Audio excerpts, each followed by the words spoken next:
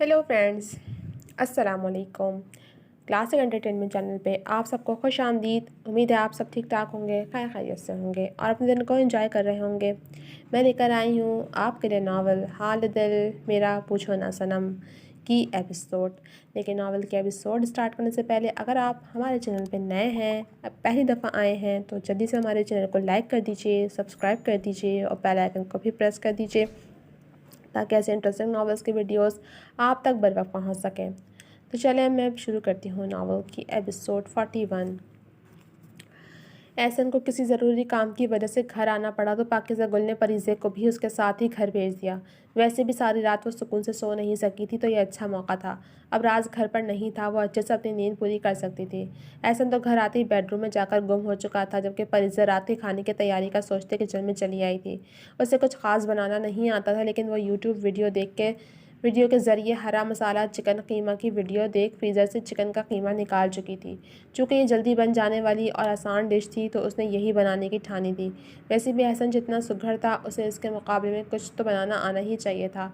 वो बमुश्किल प्याज चॉप करती मुसलसल आंसू बहा रही थी। जब ही एहसन ने पीछे से आकर उसके वजूद के गिर्द अपना हिसार कायम किया और उसकी कनपट्टी को चूमते अपनी चेन उसके शोल्डर पर टिका दी।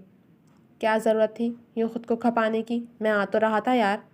प्यार से उसकी बाजू सहलाते उसने अपनी बेबाक हरकतों से उसकी जान मुश्किल में डाली और परीज़े के हाथ से नाइफ़ लेनी चाही, तो परीज़े ने झट से अपना हाथ आगे को कर लिया। मैं ट्राई नहीं करूँगी तो सीखूँगी कैसे? वो सूं सूं करती कुछ भारी सी आवाज़ में मुँह बसोरे बोलती एहसन के लबों पर दिलफरेब मुस्कुराहट ले आई। मेरी लाल परी। अचानक एहसन के इस तर्ज़ तक़ातुब पर परीज़ा ने गर्दन तिरछी करते उसकी आंखों में देख हैरानगी भरा तासुर दिया, तो उसके चेहरे के मासूमाना तासुर पर एहसन को बेसाख्ता सा बेपनाह प्यार आया, जिसका इजहार उसने यूँ किया कि ज़रा सा आगे झुककर उसके मखमली गाल को अपने उनाबी लबों से चूम लिया। एहसन के पुरतपिश लम्स को अब महसूस करते उसका चेहरा पल में गुलाबी से सुर्ख़ माइल हुआ था। बस इसीलिए तुम्हें लाल परी कहा है। मेरी ज़रा सी क़ुर्बत में तुम्हारा चेहरा भाँप छोड़ता सुर्ख़ अनादी पड़ जाता है। उसके ज़ूम आईने गंभीर लहजे के शौक भरे जुमले पर परीज़े ने हया से मगलूब होकर उसके वसी सीने में चेहरा छुपाया, तो एहसन ने हंसते हुए उसके गिर्द मजबूत हिसार बना लिया। कुछ देर यूं ही एक दूसरे की धड़कनों का शोर सुनते गुजरे। अचानक एहसन ने उसे सच बताने का सोचा। एक बात पूछूं परीज़े? उसके बोलने के अंदाज में गंभीर संजीदगी दर आई थी, जबकि परीज़े ने फ़कत सर हिलाकर गोया उसे सवाल पूछने की इजाज़त सौंपी थी।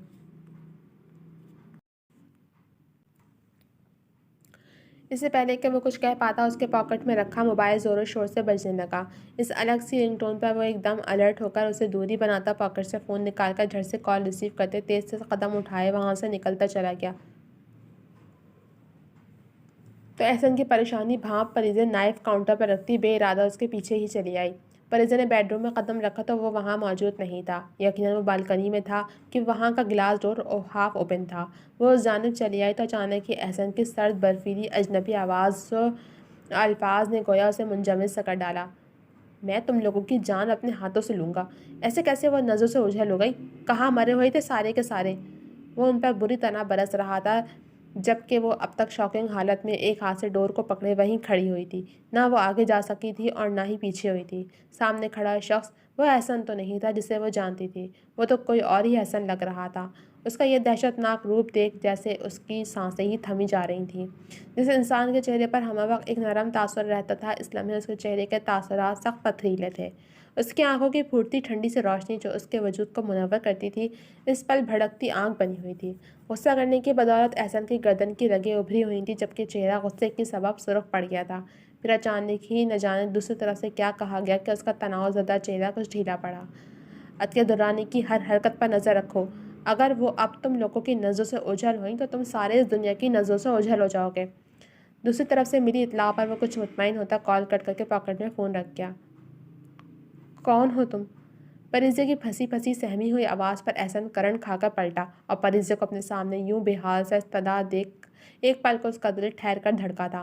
वो अनकरीब उसे ये सच बताने वाला था, लेकिन इस तरह तो हरगिज़ नहीं। परीज़े मेरी बात सुनो। उसका शीरी लहजा परीज़े को फ़कत एक ढोंग लगा। वो सहमे हुए अंदाज में तेज़ी से कदम पीछे को लेती रूम के अंदर चली आई, जबकि उसके ऐसे रिएक्शन पर एहसन ने ज़ोर से अपनी मुट्ठियाँ भींचकर खुद पर काबू पाया। वो उससे खौफ खा रही थी। परीज़े, या मैं तुम्हारा एहसन हूँ? यूँ मुझसे खौफज़दा होकर प्लीज़ मुझे मेरी ही नज़रों में तो मत गिराओ। وہ جیسے بے بس ہوتا اپنے بالوں میں ہاتھ پھیر اس کی جانب قدم بڑھانے لگا جو چلتے چلتے پیچھے جا کر دیوار سے لگی تھی۔ اس کے ٹھہر جانے پر وہ سرعت سے اسے قریب ہوا تو اس کے خوف سے زرد پڑتے چہرے اور آنکھوں سے چھلکتی وحشت کو دیکھ احسن کے دل پر ہاتھ پڑا تھا۔ اس نے پریزے کے کمر میں بازو حمایل کرتے ایک جھٹکے سے اسے اپنے وجود کا حصہ بنایا تو اس کی باہوں میں قید پوری طرح سے مزاحمت کرنے لگی۔ احسن کو تشویش لاحق ہوئی کہ کہیں وہ خود کو نقصان ہی نہ پہنچا لے۔ جب بھی اس کے کان کے قریب جھکتا ایک پل میں اسے اپنی زندگی کا وہ سفاک سچ بتا کر گویا اسے بے جان کر کیا تھا۔ پریزے نے ایک جھٹکے سے اپنا چہرہ اٹھا کر اس کی پرنم آنکھوں میں دیکھا جہاں درد بھری سچائی کی سفاک تحریر واضح رقم تھی۔ زبان جھوٹ بول سکتی تھی لیکن انسان کی آنکھیں اس کے دل کا آئینہ دار ہوتی ہیں۔ شک کی گنجائش اب کہاں بچتی تھی۔ واقعی وہ اس سچ کا بھار نہیں اٹھا پائی تھی۔ اس کے پیروں نے پل میں اس کا ساتھ چھوڑا تو احسن نے تیزی سے اسے سنبھالا تھا۔ مام کہاں ہیں آپ؟ پلیز پک اپ دا کال۔ ابراز نے بے بسی میں جھنجھلا کر اسٹیئرنگ وہیل پر اپنے دونوں ہاتھ پوری طاقت سے یوں مارے کہ وہ بے جان شے بری طرح سے ہل کر رہ گئی۔ وہ کب سے عطیہ درانی کو کالز پر کالز کیے جا رہا تھا لیکن وہ اس کی کال ریسیو نہیں کر رہی تھی۔ وہ جانتا تھا کہ وہ اس سے سخت خفا ہو چکی ہیں اور یہی چیز اس کے اضطراب کا سبب بن رہی تھی۔ اس نے غصے میں اپنے کان سے بلوٹوتھ نکال کر ڈیش بورڈ پر پٹکا۔ میں اور سمندر دونوں ایک جیسے ہیں۔ نہ اسے سکون میسر ہے اور نہ میری زندگی میں مجھے کبھی سکون میسر آئے گا۔ وہ برہم بھی تھا اور بے بس بھی۔ وہ ایک رشتے کی ڈور کو مضبوطی سے تھامتا تھا تو دوسری ڈور ہاتھ سے پھسلنے لگتی تھی۔ وہ اب جیسے تھکنے لگا تھا۔ خوشی اور اس کی بنتی ہی نہیں تھی۔ وہ ابھی کھل کر خوشی دل سے محسوس بھی نہیں کر پاتا تھا کہ وہ خوشی ہاتھ سے ریت کی مانند پھسل جاتی تھی۔ کتنا بد نصیب ہوں میں۔ سب رشتے میسر ہیں لیکن مجھ سے راضی نہیں۔ میں ایسا کروں کیا کروں کہ سب رشتے موتیوں کی طرح ایک ڈوری میں پرو پائیں۔ پل میں اس کی آنکھوں کے گوشے بھیگے تھے۔ شام کے سائے بڑھ رہے تھے۔ سڑکوں پر ٹریفک رواں دواں تھی۔ ایسے میں وہ اپارٹمنٹ کی بلڈنگ کے قریبی ایک سائٹ پر گاڑی روکے اطراف میں آتی جاتی گاڑیوں کو خالی خالی نظروں سے دیکھے جا رہا تھا۔ جب بھی اس کے فون کی بجتی کالر ٹون نے اسے متوجہ کیا تو اس نے فون ہولڈر میں پھنسے اپنے موبائل کے روشن اسکرین کی جانب دیکھا جہاں پاکیزہ گل کی تصویر کے ساتھ اس کا نام بھی شو ہو رہا تھا۔ پل میں اس کے تنے اعصاب ڈھیلے پڑے تھے۔ سکون کی ایک لہر اس کے اندر سرایت کر گئی تھی۔ اس نے تیزی سے ہاتھ بڑھا کر بلوٹوتھ کان میں لگایا اور گاڑی سٹارٹ کر کے محتاط انداز میں گاڑی کو پارکنگ پر لے آیا۔ باری شام رات میں ڈھل رہی ہے، کہاں ہیں آپ؟ کال ریسیو ہوتے ہی اس کی مترنم آواز ابراز کی سماعت کے نظر ہوئی۔ اس کے لہجے کے فکر نے گویا اس کے خراب موڈ پر خوشگوار اثر ڈالا تھا۔ بے شک ایک وقت تک اس نے بے بانگ دہل اس سے نفرت کا اظہار کیا تھا لیکن اس کی آنکھوں میں وہ نفرت کہیں نظر نہیں آتی تھی۔ بس ایک شکوہ ہی ان حسین آنکھوں میں صاف دکھائی دیتا تھا۔ اسے ایک دم پاکیزہ گل کی طلب ہوئی تھی۔ بے شک میاں بیوی کا سکون اللہ نے ایک دوسرے کی قربت میں رکھا ہے۔ وہ اب بس اڑ کر اس تک پہنچ جانا چاہتا تھا۔ گاڑی سے باہر نکلنے سے پہلے اس نے فون ہولڈر سے نکال کر جیب میں رکھا اور گاڑی سے باہر آ کر گاڑی لاک کرتا تیز تیز قدم اٹھائے لفٹ کی جانب بڑھ گیا۔ بول کیوں نہیں رہے؟ کیا میری جان لینے کے در پہ ہیں؟ اس کی آواز ترش ہونے کے ساتھ ہی کچھ بھیگی پرنم سی بھی محسوس ہوئی۔ ابراز جب تک لفٹ کا مخصوص بٹن پریس کر چکا تھا اور چند سیکنڈ میں ہی لفٹ کا ڈور اوپن ہوا تو وہ تیزی سے لفٹ میں داخل ہوتا اپنے مطلوبہ فلور کا بٹن پریس کر گیا۔ ابراز افغان اصفہانی، وارننگ دیتے انداز میں اس نے اس کا نام چبا چبا کر ادا کیا۔ ایئر پیس سے ہو کر اس کی سماعت کی نظر ہوتا اس کی مدھم پرسکون سانسوں کا زیر و بم بتاتا تھا کہ وہ اس کی آواز سن رہا ہے لیکن جواب کیوں نہیں دے رہا، یہ بات اسے پریشان کر رہی تھی۔ تمہاری آواز کس قدر خوبصورت ہے گلے۔ جب تم یوں بے چین ہو کر مجھے پکارتی ہو تو دل کے اندر باہر سکون کی لہریں دوڑ اٹھتی ہیں۔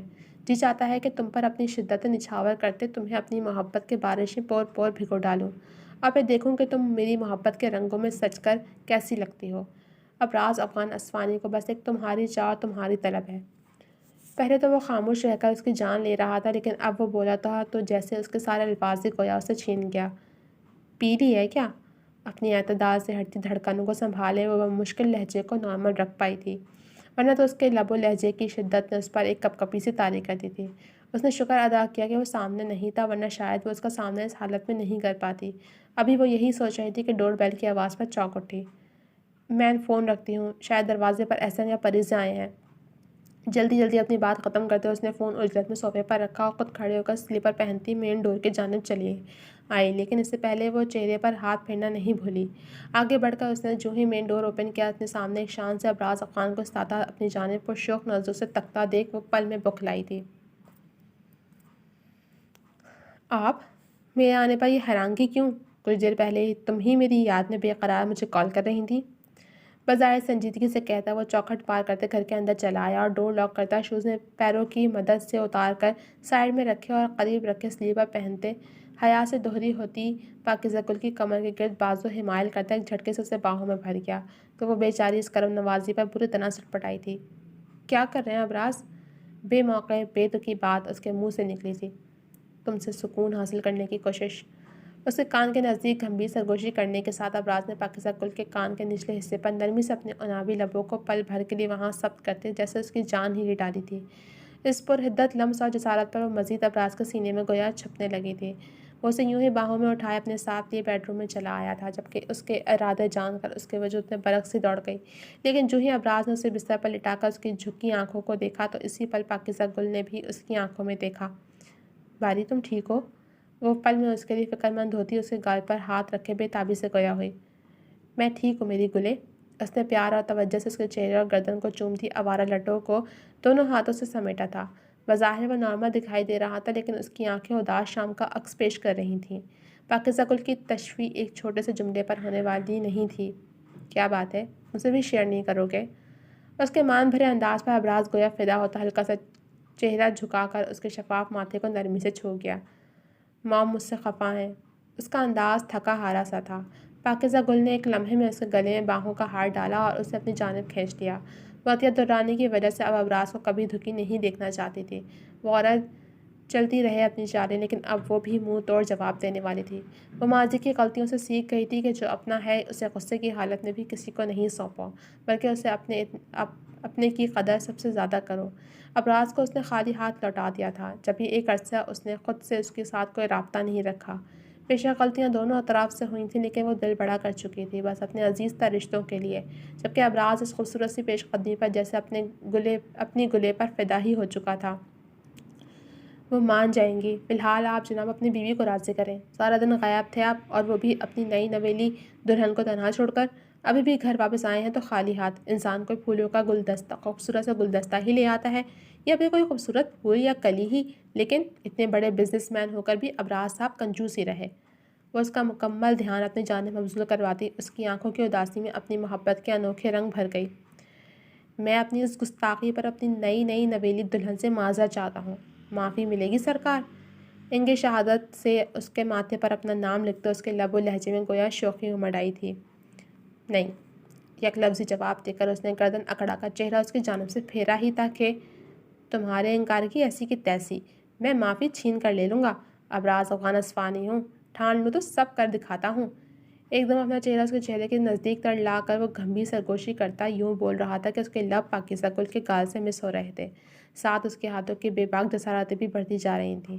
اس بلا کے انداز سے قربت اور ابراز کی شوق نظروں کے تقاضوں نے پل میں اس کی سانسوں کا زیر و بم بکھیرا تو اس کے جنون سے بچنے کے لیے اسی کے کشادہ سینے میں پناہ لے گئی۔ اپارٹمنٹ نمبر تو یہی ہے۔ مطلوبہ جگہ پر پہنچ کر حسب عادت بڑبڑاتے ہوئے اس نے بے دھڑک ہو کر ڈور بیل پر شہادت کی انگلی کا ہلکا سا دباؤ دے کر ہٹا لیا تو چند سیکنڈ بعد ہی ڈور کا لاک ہٹنے کے ساتھ ہی ڈور بھی اوپن ہو گیا۔ ہیلو آنٹی، میرا نام لوگر ہے، مجھے جنید درانی نے یہاں پر بھیجا ہے۔ شائستگی سے اپنا تعارف کرواتے اس نے ان کی حیرانگی دور کی جو ایک اجنبی کو اپنے دروازے پر استادہ دیکھ ان کی آنکھوں اور چہرے پر امڑ آئی تھی، جبکہ تعارف حاصل ہونے پر لوگر کی تنہا ان کے چہرے پر بھی ایک نرم سی مسکراہٹ نے ڈیرا جمایا تھا۔ ایک منٹ ٹھہرو، میں نینا کو لے کر آتی ہوں۔ نرم گوئی سے کہتی وہ اندر کی جانب بڑھ گئی تو وہ بے چارہ شش و پنج میں مبتلا ہو گیا کہ اندر جائے یا یہیں کھڑا رہے۔ آنٹی نے کہا ہے کہ میں یہیں ٹھہروں۔ اس کے ذہن میں فوراً سے بیشتر سیما بیگم کا جملہ گونجا تو وہ عادت کے مطابق پھر سے بڑبڑایا تھا۔ خود سے باتیں کرنا اس کی بچپن کی عادت تھی اور وہ عادت اس کی اب تک ہی برقرار تھی۔ کچھ دیر گزری تھی کہ وہی آنٹی ایک خوش شکل سی لڑکی کا ہاتھ تھامے اس کی جانب چلی آ رہی تھیں۔ نینا جو اپنی ماں کے ساتھ چھوٹے چھوٹے قدم بڑھاتی باہر کی جسم چلی آ رہی تھی کہ اچانک ہی اس نے چہرہ اٹھا کر سامنے دیکھا تو اس کی نظریں لوگر کے پرکشش چہرے پر گویا جم سی گئیں۔ بلو جینس پر وائٹ شرٹ اور شرٹ پر بلو کوٹ پہنے وہ اپنی کلر لک کے ساتھ بلا کا ہینڈسم لگ رہا تھا۔ مزید قریب آنے پر اس کی کلون کی دلفریب خوشبو نے اسے مسحور کیا تھا۔ پہلے پڑھائی کا دور اور پھر بیماری کی وجہ سے وہ کبھی کسی صنف مخالف کی جانب متوجہ ہی نہیں ہو پائی تھی، لیکن لوگر کو دیکھ جیسے اس کے دل نے بے دھڑک ہو کر پڑاؤ کی اجازت مانگی تھی۔ بے خیالی میں لوگر کی جانب بڑھتے اس کے بہکے سے قدم اچانک ہی لڑکھڑائے تھے۔ وہ بس اپنی ماں کا ہاتھ تھامے چلی آ رہی تھی، اسی لڑکھڑا کر جیسے ہی گرنے لگی، لوگر نے چند قدموں کا فاصلہ سمیٹ سورج سے اسے تھام کر گرنے سے بچایا تو وہ سیدھی لوگر کے وسیع سینے سے ٹکرا گئی۔ لوگر، جس نے کبھی کسی صنف نازک کو نظر بھر کر نہیں دیکھا تھا، اس لڑکی کے قرب اور لمس پر گویا اس کا دل اتنی تیزی سے دھڑکا کہ خود بھی گھبرا اٹھا تھا۔ دونوں کی دھڑکنیں اس پل تیز، بہت تیز تھیں۔ جی تو جناب، کیسی لگی آپ کو یہ ایپیسوڈ؟ اب تک صرف اتنا ہی، جلد ملوں گی اگلے ایپیسوڈ کے ساتھ۔ تب تک کے لیے آپ لوگ کمنٹ سیکشن میں اپنی رائے کا اظہار بھی کیجیے۔ جلد ملوں گی اگلے ایپیسوڈ کے ساتھ، مجھے اجازت دیجیے، اللہ حافظ۔